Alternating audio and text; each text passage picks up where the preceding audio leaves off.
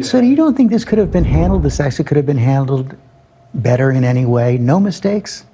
No, I don't think it could have been handled in a way that we're going to go back in hindsight and look, but the idea that somehow there's a way to have gotten out without chaos ensuing, I don't know how that happens. I don't know how that happened. So for you, that was always priced into the decision? Yes. If there was no mistake here, if this could not have been handled better, Wes, I think there would have been a White House press briefing today. There's not. They wouldn't have had those out-of-office emails. They would have been prepared for at least some chaos. Sure. Some chaos to the situation. First of all, you get the civilians out first before you move the troops out. Then you put a covering force with superior firepower at the airport. And then you put armor at the entrances to the airport, not the Taliban guarding the entrances to the airport. And then you put infantry along the major highways to guard the routes leading to the airport and to guard the civilians. You use U.S. air power to hold the Taliban in check, to keep them from taking the area around the airport and the capital city. And by the way, we built Bagram Air Base, which is a huge airfield, and then gave it up and let the Taliban take it. The Kabul airport has one runway. Bagram has several, but we gave that to the Taliban. There were just so many mistakes made along the way. And so, again, for him to say this was unavoidable is absolutely categorically wrong. Was this a failure? And President Biden, listen carefully, almost uses the term, but then tries to move away from it as a politician. Was it a failure of intelligence, planning, execution, or judgment? Look, I don't think it was a failure. Look, it was a simple choice, George. When you had the government of Afghanistan, the leader of that government getting in a plane and taking off and going to another country, when you saw the significant collapse of the Afghan troops we had trained, up to 300,000 of them, just leaving their equipment and taking off. That was, that's what happened.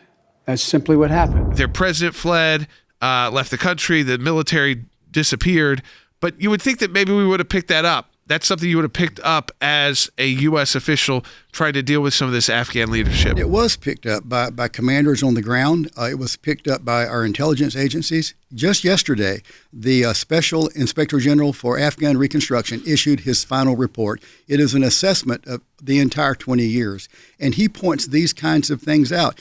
There was a lot of denial going on and wishful thinking on the part of the senior leadership in the military. This is the National Security Advisor.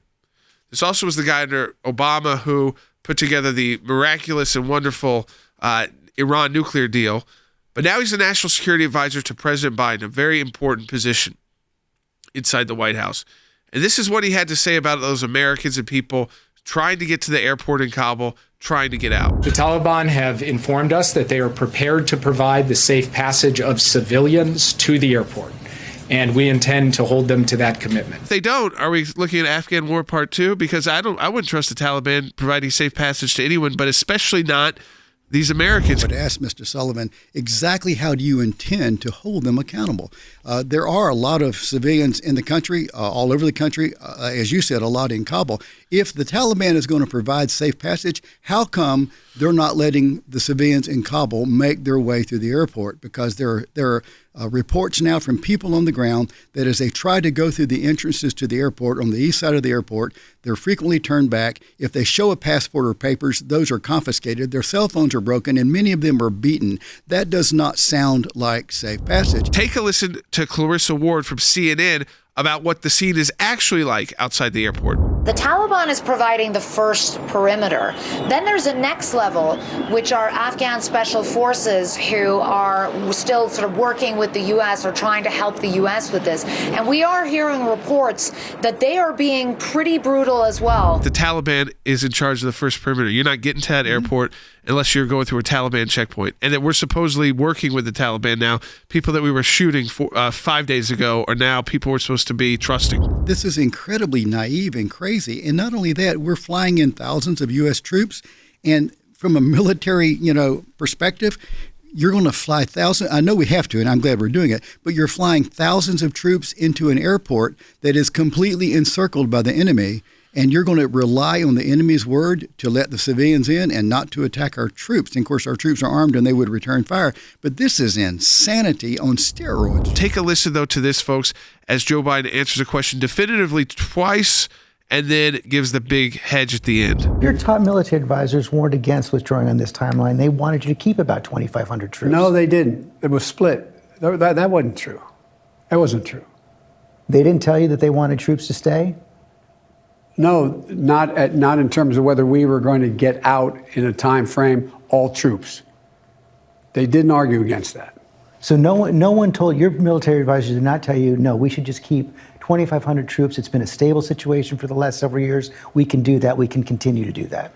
No one said that to me that I can recall. I mean, this is not good for America, though, because this is at the world stage. It's different than just squabbling over domestic politics.